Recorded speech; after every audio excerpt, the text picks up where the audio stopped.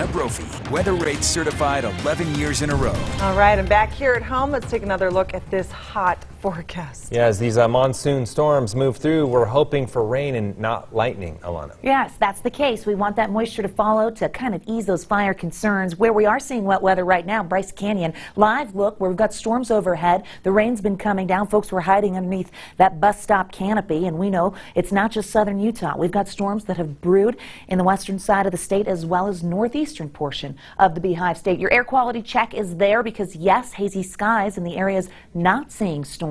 Our flash flood potential, that's going up, and the high heat. You felt it today. It is hot out there, and it is muggy as we drag that moisture from the south into Utah. Now you're noticing those storms tracking to the west, and that's because our Four Corners high, which you see in the corner of your screen, has a clockwise flow, so we keep that moisture kind of rotating, and that's what's happening as some of these storms cross over I-15 this evening. Active from Payson down to Nephi. We're going to watch as that rolls over Utah Lake. We caught that on the camera at the top of the show. Into Sunnyside, Castle Country, south of Duchesne, Mount Pleasant, Manti, Gunnison.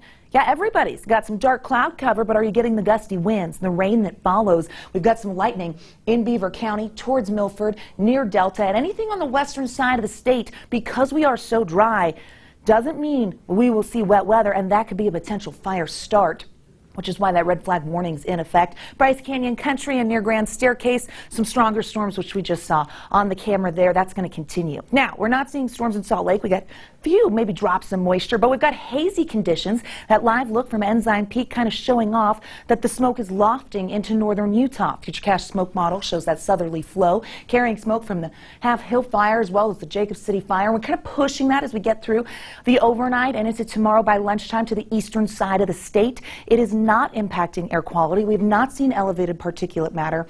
It's just been ozone today and moderate air at that. Into tomorrow, the threat of a storm holds on. Central, southern, eastern Utah, even in the north, isolated potential. Here's the timing on that. Tonight, we watch those storms kind of push over to the east. By ABC4 News at 10, southeastern Utah, we'll see active skies. We're going to keep our eye on flooding potential. Here we are by tomorrow afternoon and evening.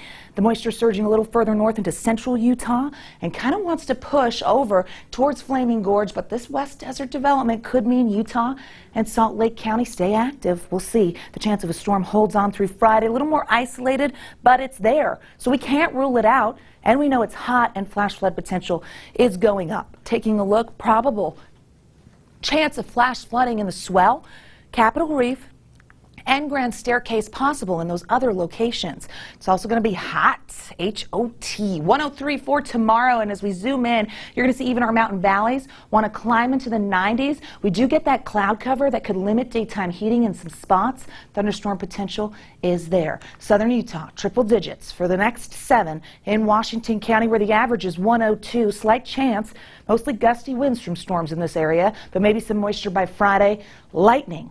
That's what we're going to battle when it comes to those fire concerns. Wasatch Front stays well above average. We have the potential to see triple digits over and over, but with this monsoon flow bringing in additional cloud cover, we're kind of going to see where those daytime highs end up. Glenn, Emily, over to you. All right. Thanks so much, Alana.